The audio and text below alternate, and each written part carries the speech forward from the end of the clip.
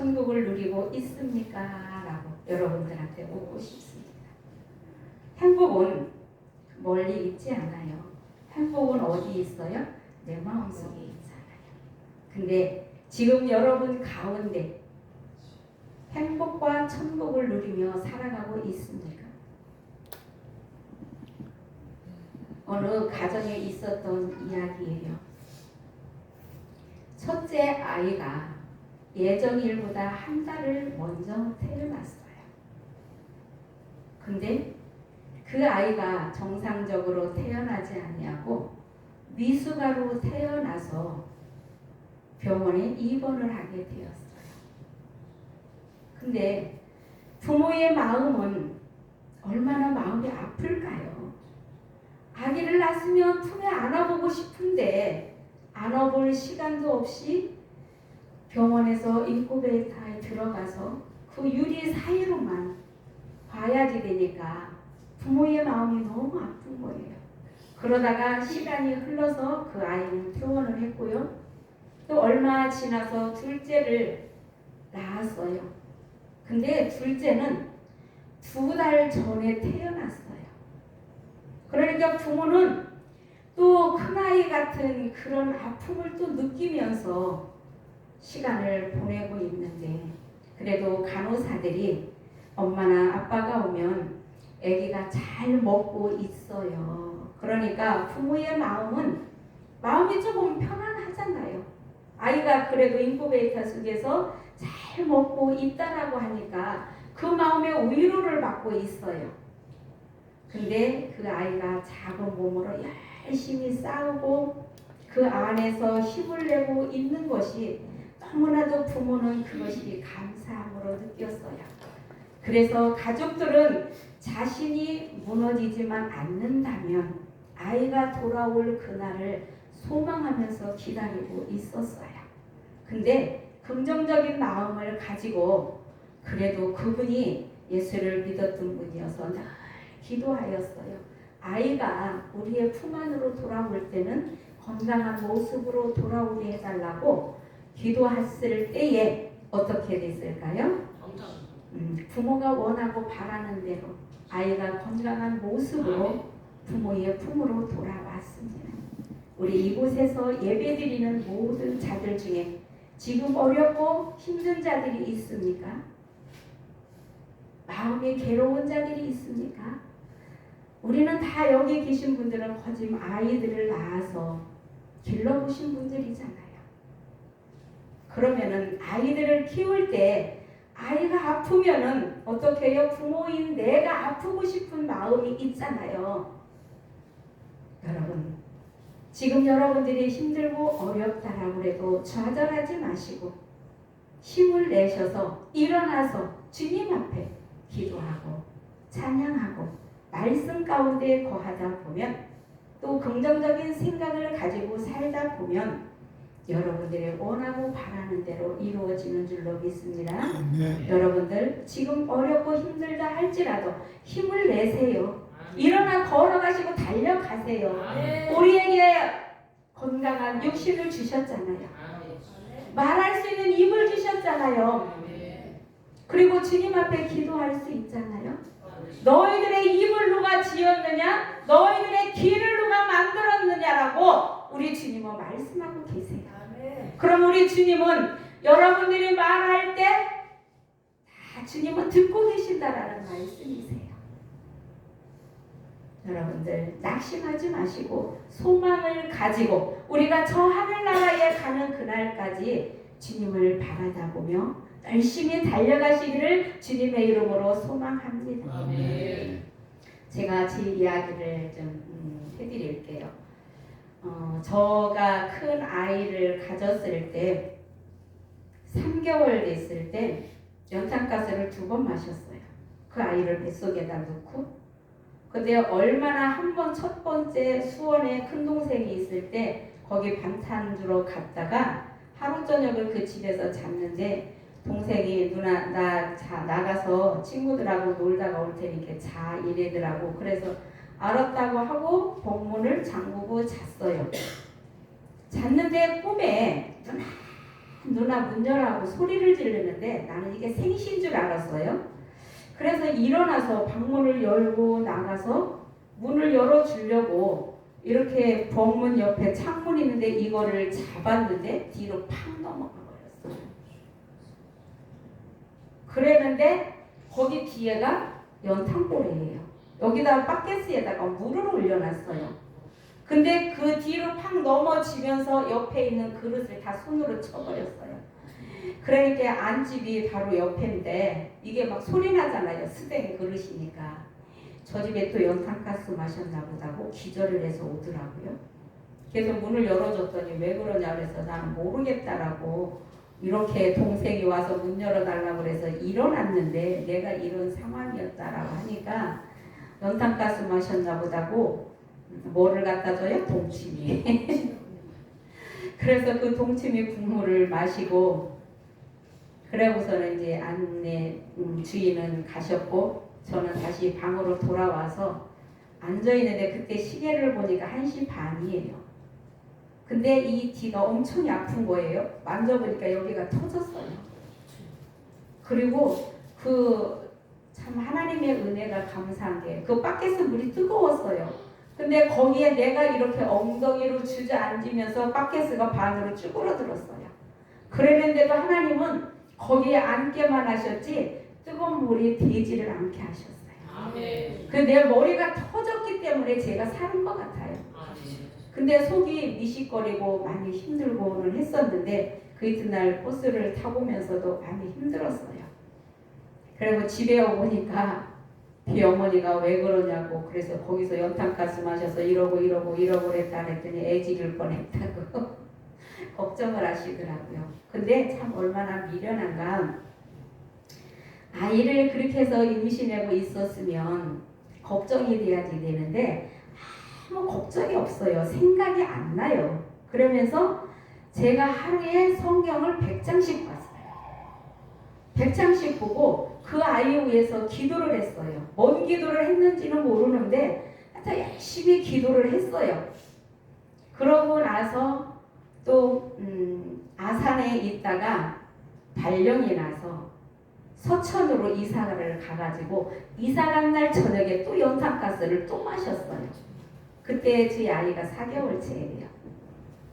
그러는데 저희 엄마가 따라갔는데 아침에 내가 밥하마 누워 있어라 이래가지고 나가더니 안 들어오시는 거예요. 그래서 엄마가 왜 안 들어오시지? 이래고서는 제가 나가니까 엄마가 벅바닥에 누워 계신 거예요. 그래서 엄마 왜 이래? 그랬더니 못 일어나시는 거예요. 그래서 깨워가지고 간신히 방에다 모셔가고 그랬는데 내가 벅바닥에서 또 쓰러져 버린 거예요. 그랬는데 참 남자는 강한가 봐요. 한 방에서 잤는데도 제 신랑은 멀쩡하더라고요.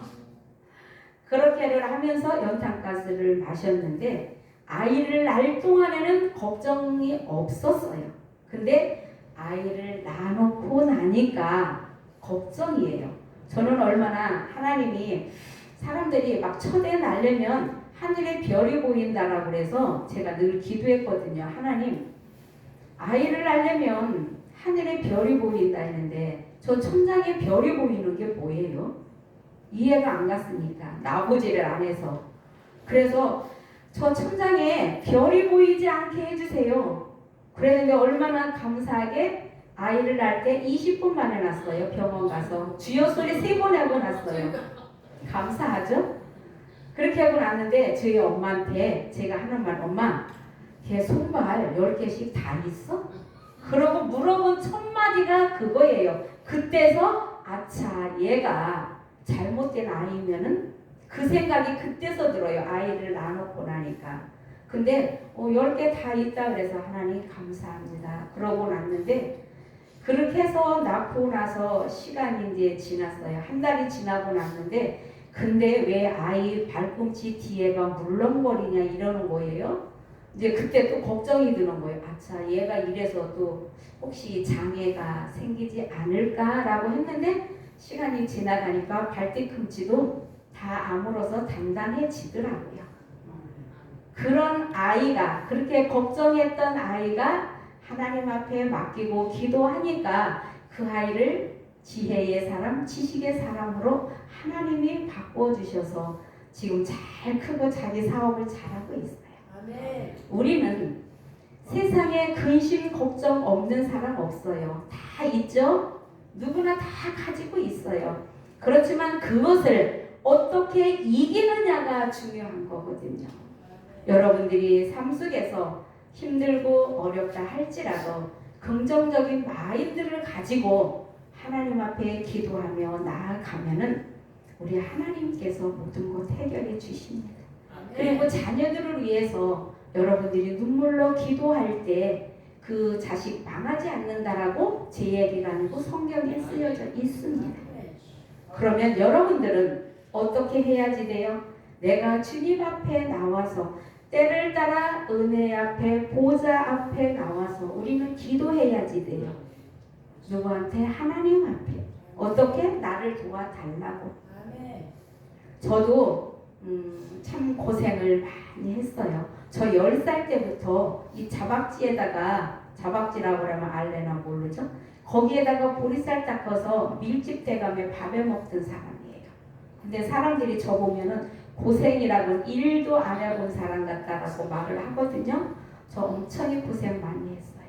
그러면서 결혼하고 이 길을 안 가려고 그러니까 하나님이 굴려서 돈 10원도 없을 때도 있었어요. 그렇다고 내가 노는 사람도 아니고 둘이 다 공무원이었음에도 불구하고 하나님이 아예 돈을 너희 다 퍽하게 만드시더라고요.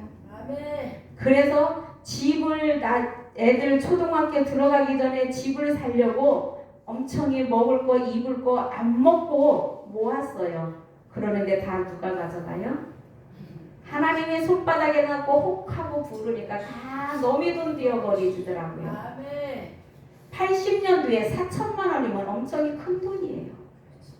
지금이면 얼마일까요? 그렇게 하면서 진짜 누우면은 천장에 내 돈이 보일 정도로 불면증에 걸려가지고 엄청 힘들었었어요. 그랬는데도 하나님이 쓰러지지는 않게 하시더라고요. 다시 또 일으켜 세우시더라고요. 그렇게 하다 보니까 이렇게 지금 이곳에서 목사가 돼서 여러분들한테 말씀도 전하고 찬양도 하고 이런 사람으로 하나님이 바꿔주셨어요. 지나온 세월 돌이켜보면은 얼마나 우리의 생활들이 때로는 사치스럽기도 하고요. 생각하지도 못한 그런 후회가 밀려올 때도 여러분들에게도 있을 것입니다. 그러나 이제 누가 행복하냐고 묻는다면 망설이지 않고 저는 행복하다라고 말할 수 있습니다. 왜요? 주님이 나에게 소망을 주셨기 때문에, 주님을 붙잡고 살아갈 수 있는 길을 열어주셨기 때문에. 그래서 제가 노원에 있을 때 주님이 하루는 기도하는데 그 말씀을 주셨어요. 이제는 내가 너의 무거운 짐을 벗겨주리라. 내가 무거운 짐을 벗으려고 그러니까 이것이 벗어지지가 않았는데 주님이 벗겨주니까 쉽더라고요. 그러면서 주님이 사랑하는 자야 나와 함께 가자. 너는 나의 신분이라 라고 하시면서 저를 지금까지 이렇게 이끌어 오셨어요. 그러면서 하나님께서 모든 것들을 지금까지 기도하는 대로 이루어 주시고 채워 주시고 인도해 주셨어요.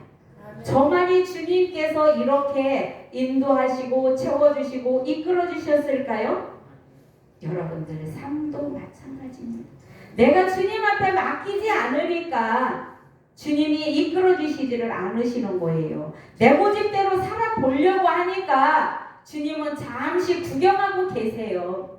왜? 여러분들이 고집을 내려놓고 나의 아집을 다 내려놓고 주님 앞에 무릎 꿇기를 원하여서 주님은 기다리고 계세요. 여러분들이 기도하기를 하나님은 기다리고 계십니다.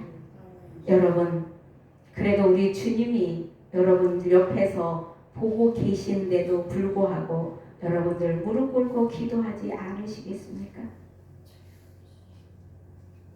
여러분, 삶 속에서 누구나 다 행복과 불행을 겸하여서 다 겪고 있습니다. 전도서 3장 1절에 뭐라고 그랬어요? 범사에 기한이 있고 때가 있다라고 그랬어요. 그러면 날 때가 있고 죽을 때가 있다라고 그랬어요. 그러면 불행할 때가 있고 행복할 때가 있습니다. 여러분들에게 머지않아 여러분들 삶 속에 행복이 찾아옵니다. 근데 항상 여러분들은 긍정적인 마인드를 가지고 그래 나는 행복해 긍정적인 생각을 가져야지 돼요. 내가 지금 이러는데 무슨 내가 행복해? 그거는 내 생각이죠. 그렇지만 내가 긍정적인 생각을 가지고 하나님 나도 행복하게 해주세요 하고 하늘을 쳐다보고 한번 여러분 웃어보세요. 하늘을 쳐다보세요. 아까 우리 전도사님 찬양하신 것처럼 그러다 보면 우리 주님이 모든 것들을 여러분들에게 채워주실 줄로 믿습니다. 그래서 우리는 날마다 불행과 행복을 겪으며 살아가고 있지만 그 모든 것들을 소중히 여기는 순간 나의 모든 것이 변하여서 기쁨이 되고 감사가 되고 찬양이 되어서 하나님 앞에 영광 올려드릴 줄로 믿습니다. 오늘 23절 전도서 23절 말씀에 보면은 새 번역에서는 이렇게 말하고 있습니다. 평생에 그가 하는 일이 괴로움과 슬픔뿐이고 밤에는 그의 마음이 편히 쉬지 못하니 이 수고 또한 헛된 일이라 라고 이야기하고 있습니다. 이 말의 뜻은 행복은 먼 데서 찾는 것이 헛되다라고 말하고 있는 것입니다. 오늘 말씀에 여러분 귀를 잘 기울여 보세요. 24절에 뭐라고 말씀하고 있습니까?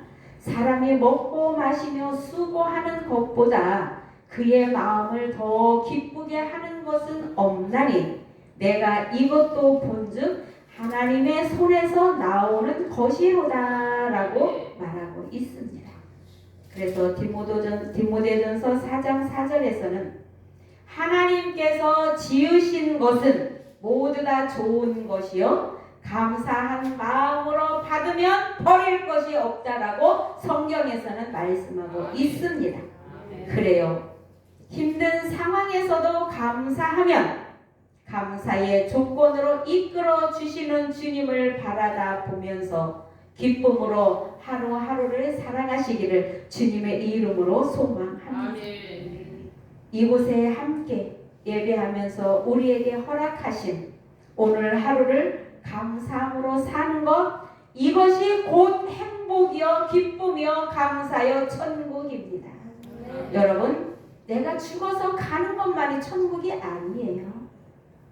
이 땅에서 내가 불행하면은 어떻게 해요? 내 마음이 지옥 같잖아요. 근데 행복하고 기쁘고 감사하면 내 마음이 천국이에요. 우리가 이 땅에서 천국을 누려야지만이 내가 죽어서도 천국을 갈 수 있는 거거든요. 그리고 여러분들 삶 속에서 이 땅에 매인 것이 있다면 다 풀으세요. 이 땅에서 매인 것 가지고 우리는 천국을 갈 수 없습니다. 그건 제 얘기가 아니고 주님 말씀이에요. 너희들이 이 땅에서 매인 것이 있느냐? 다 화해하라고 그랬어요. 성전에 감사 예물을 올리기 전에 누구하고 혐의진 거, 용서하지 못한 것이 있다면은 헌금을 놓고 가서 용서를 빌고 용서를 해주고 와서 드리라고 그랬어요. 우리는 누구하고도 이 땅에서 매여져 있는 것이 있으면 이후에 천국을 갈 수 없다라고 주님은 성경에 말씀하고 있습니다. 그러면 우리는 누구하고 애면하고 살면 안 되겠죠. 다 용서해주고 우리가 천국 갈 때는 다 용서해주고 가야지 돼요. 이 땅에서 누가 잘하고 잘못한 것이 있다면 그 모든 것들을 다 서로 용서해주고 용서받고 그렇게 하고 이후에 천국을 가야지 돼요. 한 3년 됐나요? 어떤 목사님이 사망하시기 전에 가족들하고 너무 많이 얽혀져 있어요. 근데 그거를 주님이 저한테 말씀을 해주시면서 형제들을 화해시켜 주어라. 이 종이 하늘나라에 가기 전에 이 땅에서 죽음을 맞이하기 전에 형제들하고 모든 것들을 다 풀어주어라 하면서 요한복음 3장 16절 말씀, 하나님이 세상을 이처럼 사랑하사, 그 말씀을 주시면서 화해시켜 주라고 그래가지고 기도를 하면서 어느 날 형제들을 다 모았어요. 모일 수 있는 시간이 저녁 7시 반. 그 시간에 다 모아놓고 예배 드리고 한 사람 한 사람 다 화해를 시켰어요. 그랬더니 서로 끌어안고, 그래 내가 있을 때 안 아팠을 때 저 돌봐주지 못했고 용 사랑해주지 못한 거 미안하다.